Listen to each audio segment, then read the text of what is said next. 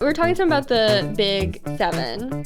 Yeah. The big 7. Mm-hmm. Maybe 8 if Snapchat comes back. I hope it doesn't. Let's see. But I know this is a hot topic, even internally, I'm sure a lot of people talk about this, is should every brand be on every platform? Mm-hmm. That's a question I've definitely received before, and I would say no. Controversial take, but you don't need to be on every platform. If anything, I would recommend, claiming your handle, your company's name on every platform, and then maybe just pinning a post. So if you're like really trying to beef up your Pinterest, but you want to make sure you have a Twitter, you just don't have time for the Twitter right now, you can pin a tweet that says, hey, so glad you're here. We're super active on Pinterest. Come check us out there. Yeah. Redirect people.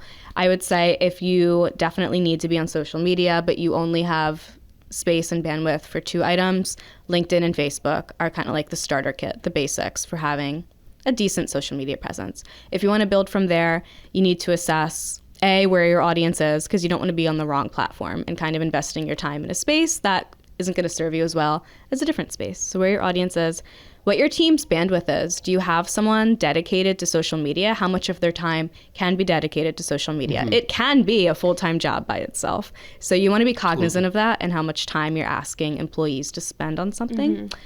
And if you don't have the bandwidth, outsource, hire an agency. Yeah, like us. And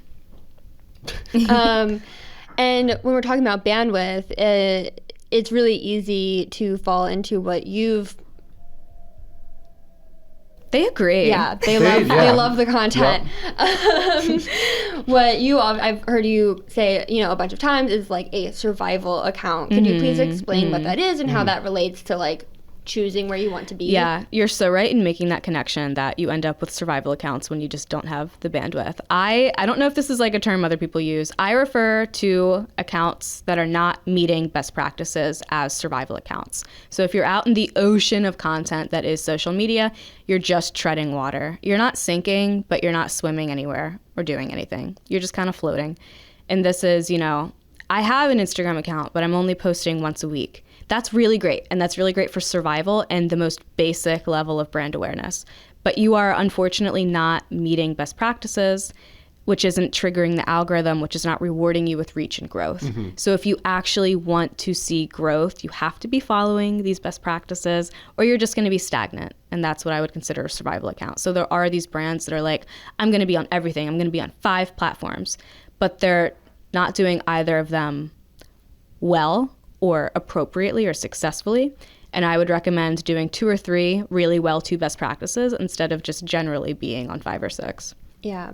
Like you could definitely stretch that out and be like, oh, if someone searches me on that platform, I have an account and there's posts, it's populated. But yeah, on the other side of that, it wouldn't grow, like you said. Right. And there's nothing wrong with having a survival account, like you said. If you just want like the most basic pulse heartbeat, that's fine. But you should not be expecting growth out of that.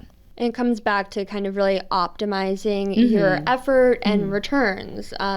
Striking the balance between maybe doing the best thing Twitter wants, which is tweeting 6 times a day. I made that number up. No, there's actually no maximum. Okay. And versus like, well, is it just like a random fragment of a sentence that is going to make any sense? Like making sure that you're getting value for how much effort you're putting in. Like I know we talk about with our Instagram strategy, like at the time when we were talking about it, at least, it's like it would be great if we were posting to our stories every day. But you know what? That's just not something we can really like put the time into. It would take away from like the quality of our posts, which are really what we want to focus on and also have a lot of return. So it's like, like picking and choosing and having somebody on, your team who is really kind of familiar and keeping up with the algorithm to help inform those decisions correct. is like so key.